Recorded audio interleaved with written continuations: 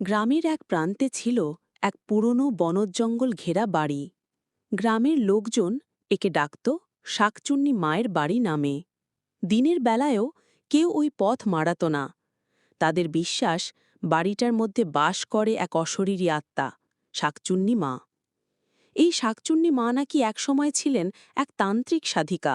নাম ছিল অম্বিকা। তিনি জীবিত অবস্থায় নানা তন্ত্র সাধনায় লিপ্ত ছিলেন। লোককথা বলে তার ক্ষমতা এত বেশি ছিল যে কেউ তার চোখের দিকে তাকালেই মন্ত্রবিদ্ধ হয়ে যেত। কিন্তু একদিন গ্রামের কিছু লোভী লোক তাকে জ্যান্ত পুড়িয়ে মেরে দেয়, কারণ তারা বিশ্বাস করত অম্বিকার কাছে গুপ্ত ধন আছে। মৃত্যুর আগে অম্বিকা শপথ করেন তিনি এই গ্রামকে কোনোদিন শান্তি দেবে না। সেই থেকে প্রতি পূর্ণিমার রাতে অম্বিকার আত্মা ঘুরে বেড়ায়। তাকে সবাই ডাকে শাকচুন্নি মা। শাকচুন্নি মায়ের ঘন নীল শাড়ি, খোলা চুল, কুঁচকে যাওয়া মুখ আর জলজলে চোখ, এই রূপের বর্ণনা বহু গ্রামবাসীর মুখে শোনা যায়। কেউ বলে রাতে হাঁটতে গিয়ে সে হঠাৎ পিছনে একটা হাসির শব্দ শুনেছে। ঘাড় ঘোরাতেই দেখে শাকচুন্নি মা দাঁড়িয়ে আছেন। কেউ বা বলে তাদের ঘরের দরজায় নাকি কেউ চাপা কণ্ঠে ডাক দিয়েছে, খুল, আমি মা। কিন্তু একটা ঘটনা গ্রামের মানুষকে কাঁপিয়ে দিয়েছিল।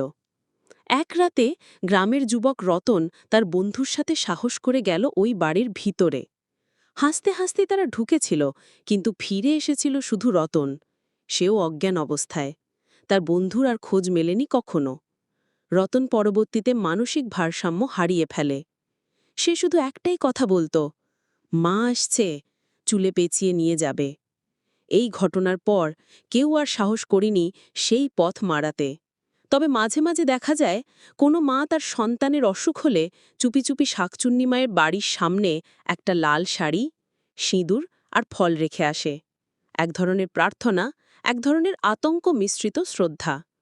আজও পূর্ণিমার রাতে বাতাসে ভেসে আসে অদ্ভুত হাসির শব্দ, যেন কেউ ঝোঁকের সাথে গান গাইছে, আমি মা, আমি শাকচুন্নি মা।